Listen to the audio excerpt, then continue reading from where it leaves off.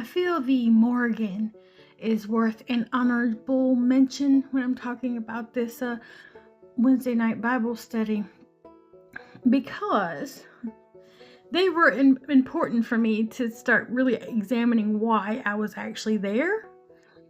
Now, during this Bible study, we had mostly preferred members, but there was one or two women in particular that would respond back to the way this minister would, hey, how does this make you feel? What do you think this means? Type of question. And over time, these women learned how to use this to drag on and derail what was being talked about.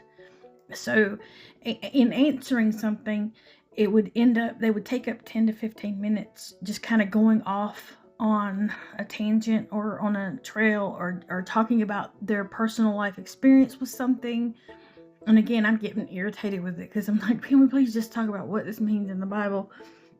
You know, and I don't know how they did it. It's like a magic ability. And then pretty soon it's like three women who would do this. It was just magical. Like as soon as you saw them start to answer one of these, how does this make you feel? What do you think this means? Question. As soon as they started answering it, like I just went ahead and checked out and started doodling or something because it was going to be 15 minutes of nonsense. And I was like, okay, I get it. They're older. And, they're talking, they're communicating, I'm not going to be mad at them or anything, I get it, they don't get out as much. And so this kind of interaction is good for them. I still think, letting them just go on and on and on is an issue, Eventually these women, so none of them have husbands because they're widowers, and they kind of start grouping up together. There's these three women. And then they just started always being together. And then they were able to derail and distract together. Because now only one of them needs to raise their hand to answer one of these, what do you think this means question. And then the next thing you know, all three of them are conversating between themselves about something they think relates to this verse in the Bible. But it's just going on and on and on. And, I'm not one of those people. But there's part of me. It's like, what? Silence in the assembly. We are assembled. This counts. Please stop talking. Because it would just go on and on and on. And I started thinking of them as the Morrigan, like the three little three sisters, together. And it was like their job. And it was like, every Wednesday they're going to figure out how to derail this Bible study. And they did it every single time. I don't know. It was just, and like nobody stops it or corrects it or says, okay, sister, it's time to stop, But it was a lot of like their life experience and, things like that. We weren't studying this Bible. We were not studying this Bible. We were just doing something that's kind of like study, like philosophizing. There wasn't education happening. It was like, we're sitting around musing over these words and like we in our greatness. We're basking in our greatness and just sitting here just talking about how these things relate to us if they ever do. But it was always these stories, and they need a mention because they would say stuff that made me question, wait a minute, why am I here? Like, how did I get here? How did I actually get here? Did I choose to be here in this church denomination? Did I choose this? And if I did, why? Because one of them, one day, and we're talking about the Bible, so I don't know how she's able to get the conversation to go this way. But we're talking about the Bible, and she says, well, I joined the Churches of Christ when I was younger. Now, she's an older woman, so this is probably maybe the 50s, 60s, something like that. And she said, I was walking outside my house one day, and this man came up and gave me a piece of paper. And on this piece of paper, it says, if your church is not doing the 5 acts of worship, your church is in error, you're going to go to hell, that kind of stuff. Back in the day, some of the groups of COCs would hand out propaganda like this. The group I come from didn't really do this. They didn't have flyers like that, but I guess maybe in bigger cities they did. So anyway, she's looked at this piece of paper, and these are like proof texts they would have. Each one has a verse for each fact, each act of worship you'd have to do, preaching and singing and offering and, oh gosh, I'm going to forget them myself. Praise. I can't remember them all, but she goes over all of them, and she's talking about the verses that match, and she's like, yes, I looked in the Bible and every single verse matched what it said. Well, yes, because you took that one verse as a literal fact, and as if you thought it was a commandment to do. But anyway, and then she went, I guess she was in a Baptist church at the time, and I guess she went and tried to talk to them and say, look, we're not doing communion every week, and therefore we are in error, and we're going to go to hell. And yeah, that's one of the acts of worship, communion. That's what I'm forgetting, communion. And she's like, well, they don't do it weekly, so we're going to go to hell. So this Baptist church she was at, they have no idea what she's talking about, this 5 acts of worship. In her mind, this is standard Christian doctrine across the world, right? Like, this is what Christians would do, that they all do the 5 acts of worship. So in her mind, she's thinking that this is actual Christian stuff, but my church isn't doing it. And so therefore, they're a false church. They're not doing the communion every week. That makes them a false church. And then she says, well, from then on, I went on to the Church of Christ, because that was the only church I could find that was doing communion every week. And that's so that I've been in it. And she's like, I don't understand how people can read the Bible and then not see this here. Not think that, your church you're going to go to hell if you're not doing communion weekly.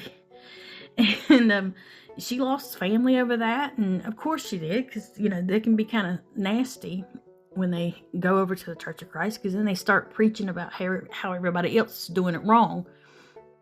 But, and I'm sitting there listening to this, and I'm like, you did what? That's how you got in here. That's how. If someone handed me a piece of paper like that, I'd throw it in the trash. And I was like, this isn't what? 5 acts of worship? Like, what? So you left your church because they weren't doing communion weekly. What does that have to do with God? What does that have to do? What are you talking about?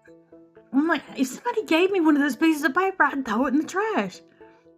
I'm like, and if I looked at those verses, those verses may appear to say stuff like that, but you could read the verses around them and see there's something bigger there. And so it's like, she didn't study the Bible even to verify. It was just, I'm going to look exactly at that one verse that this flyer says for me to look at. And then, yep, that proves it. And you know what? Everybody else is wrong. And that is insanity. And I'm sitting here just thinking, like, that's why you're here. You didn't have a religious experience. You didn't study the Bible and then become convicted of something. You didn't have belief. You didn't have it was all about this 5 acts of worship. And I'm like, what a horrible reason to join the church. You're not like, oh, I want to join this church. It has edifying sermons, or, or I learn a lot, or, I can hear the word of God, or, it has a nice worship. You did this. You're here because this is the church you found from a flyer, and they do weekly communion, and that weekly communion is enough to make you just ignore everything else, I guess. And didn't really put much thought into it. You just saw these verses, and that Baptist church she was talking to, like, they probably had no idea what the heck she was talking about with this 5 acts of worship. And in her mind, since they don't know what the 5 acts of worship is, and they didn't teach her, they must really be in error. But she doesn't realize it's a cult handing out flyers and propaganda, and that she's thinking that is Christian doctrine. And I feel like since I grew up in it, I end up doing something kind of similar, where I just go, well, I guess this is how Christians believe, or something. They do that somehow. And I'm sitting there and I go, if that's how you got in here, like, that's just not, I can't fathom that. I'm like, and I start thinking, how did everybody else get in here? Because, I'm born into it. And I wonder how my grandparents got into it. I wonder how does people come to this church? How do they get to a Church of Christ?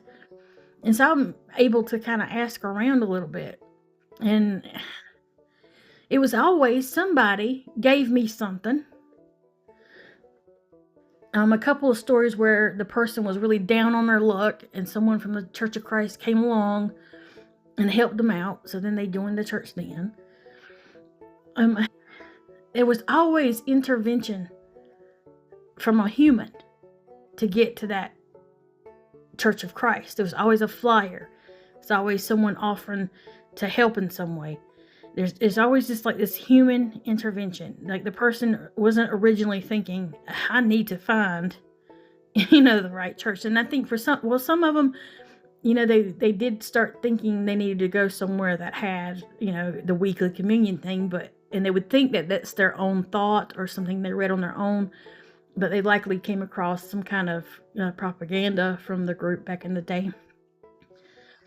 And so nobody was studying their Bible and, really wanting to get into church and then, just kind of picking a church, like, okay, this church, I feel called to this church. And, everybody just kind of ends up here on their own staying power, right? Like it's all human. I didn't hear one story about, God really spoke to me, and, I wouldn't have really believed that either, but I didn't hear any, like, I had an epiphany and I really felt it in my heart, or, I was reading the verses and I said I need to go back to church, and then when I got into church, I didn't hear any of this stuff. It was all very human, like, and I know like churches hand out flyers and pamphlets these days, but like if a person takes one and then decides to go to church, it's because they read the whatever it is, and they've probably already been thinking about church stuff, right? They've already been thinking about looking into religion or getting into a church, and that's on their own kind of like, and then they might get convicted or feel that call to go to church. You'll hear people's stories, they're kind of like that, but this whole, somebody gave me a flyer, somebody gave me a pamphlet, and I looked at it and realized my church was wrong, or the church I grew up in was wrong, and so then I wanted to be in the right church. Or the whole, I was down on my luck, and a baptizing cult came along and helped me out because it was easy to get me baptized. And I get to thinking, I'm like, I think this sounds like probably what would have gotten my grandparents into something like this. They're poor, and they're up in Tennessee. There's a Church of Christ right down the road from where my grandmother lives. I actually looked it up online on the maps, and it's within walking distance. She could walk to it within, I don't know, maybe 5 minutes. And so she's poor. So it's, they're recovering from the Great Depression. And it's the kind of church you can just walk in and sit in, and nobody's going to, examine you or, look for real faith or require too much of you, And, poor people probably appreciate that because they might not fit in so well in some of the mainline churches, the big fancy churches. But it's still not genuine belief in wanting to hear the word of God. And, and so if you come here so that you can do the 5 acts of worship, do you come here to hear the word of God? Because if not, then that would explain why there's not a lot of word of God coming out of here. If you're here to do these 5 acts of worship, and I knew that they were focused on doing, a cappella and, their weekly communion. I knew that they were focused on that, but I didn't, I think until that moment, really realize that they have this 5 acts of worship stuff.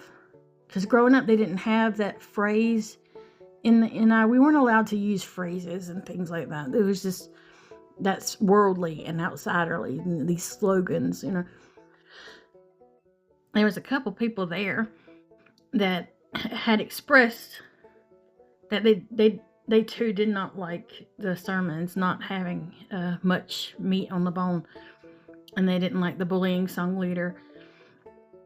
And I said, well, you can go to a different church. We can leave, and at that point I had decided I was going to leave. And what was sad for me was that they said, oh, we can't leave. They do communion weekly. And well, what does that matter? What is the weekly communion? And I'm not being flippant. Communion is important. But we're talking about they can see that this church is dysfunctional, that the word of God's not even really coming off the pulpit. But they're willing to stay because it's doing the right things. They're willing to stay because of the communion, the weekly communion.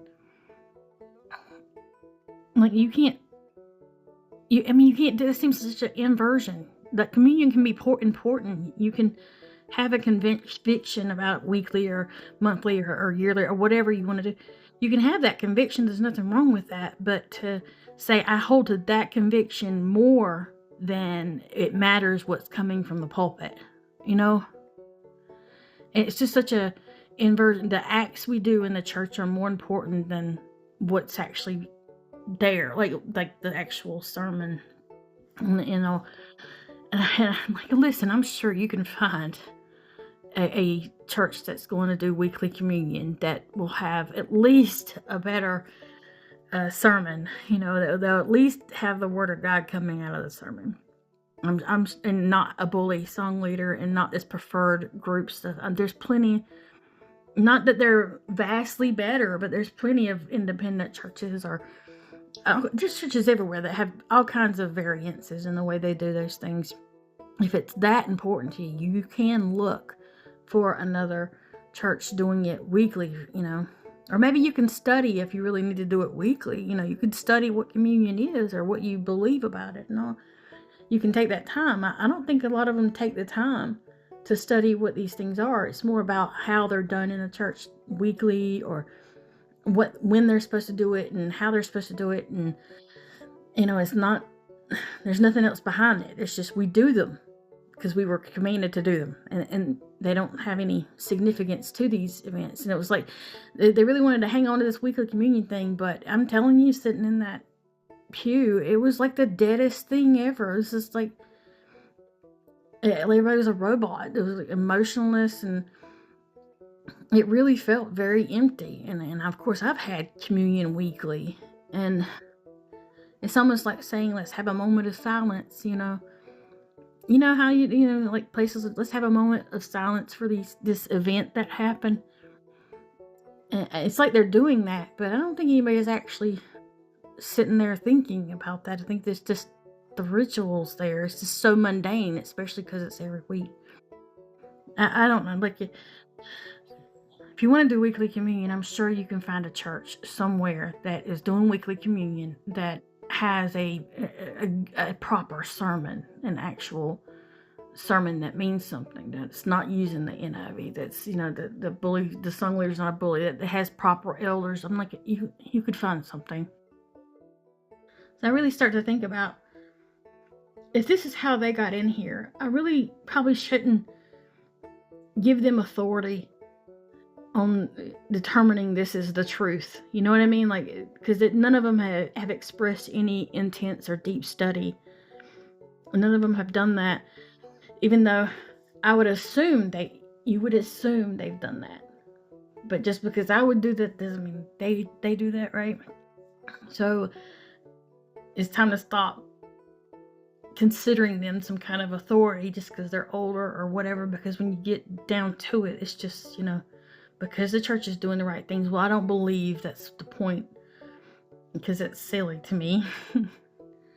and I wouldn't want to stay in a church because it's doing communion weekly when the sermon's awful and the song leader's bullying and you got this preferred member group. So I'm like, well, why am I here? How did I get here? Well, I'm born into it. Yes, I'm born into it. So that's not my fault or choice there. And then when I get older, I go through thinking, okay, it was just my family that was weird.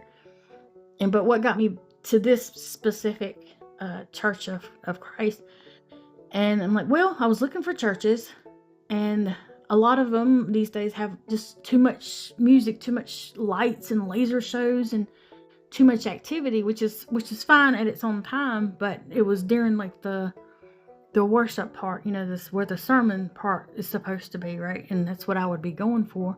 I think it's okay to have that preference, but it's still a preference.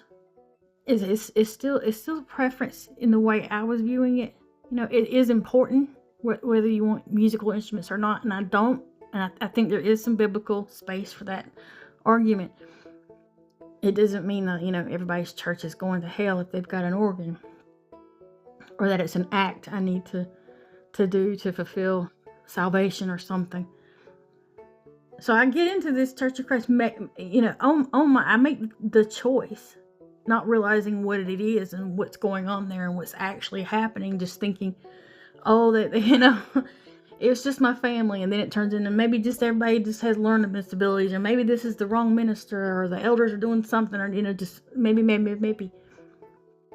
And I'm like, well, did I pick a church solely because of the low, excitement of the church, right? Which is okay to have that preference, but if it leads you somewhere where the sermon's just absolutely god awful, that's not a good thing. So maybe I should start leading with what's in the sermon, now that I know what to look for in a sermon. So at the end of the day, I am grateful that I did go back this second time as an adult, because had I not, I would have never realized most of this stuff. I just never would have realized that it was a cult, that all the damage it did to me as a kid and how that was still manifesting as an adult. I would have never understood it. I had to experience it as an adult. So I got myself in there, but it's time to, start figuring out what to actually look for in a church, what I should be doing, and not doing as in doing for works. I mean, like, what I should be focused on, because I shouldn't be focused on if it's a low excitement environment. Now, to a point, I'll put a pin in that, because there is some churches that's just going crazy right now with all the entertainment. The Word of God, though, is what's more important, and the getting rid of all this dysfunction I have to experience in this church. It's so strange. As a kid, I experienced it this way, and as an adult, it's the same thing. And one's NI and one is the progressive, and it's like it results in the same things. It's just the same experience. Just one's more obvious as a cult, and the other one looks kind of like a regular old Baptist church. And you don't know it until you kind of start looking at their behaviors and figuring out what's actually coming out of the pulpit. Anyway, so the Morrigan was very educational. They really were. There's no learning going on in this Bible study, but I managed to turn it into a learning experience. It was interesting to see their behaviors, and that's another thing, is like their behaviors when they got together in this group would change. They would interrupt the minister. They got to where they would interrupt and correct him. And while I don't think he's saying is correct or good enough or whatever, the stuff they thought was just awful. And they're kind of in the preferred crowd, so he can't really correct them, right? And he's not going to correct anybody. And so they get really bold. They got really bold.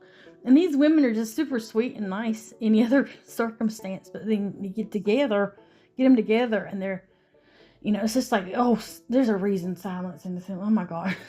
I'm not one of those people, but stop talking. Stop talking. And they would interrupt him mid-sentence while he's going through whatever his spew is.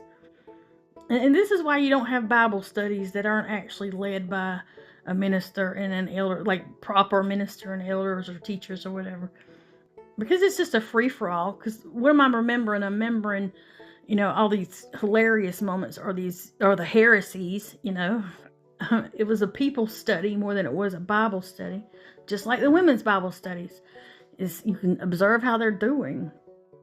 If you don't have that theology knowledge, but you sense something's not right and you can't figure out what is going on here, why are these people out?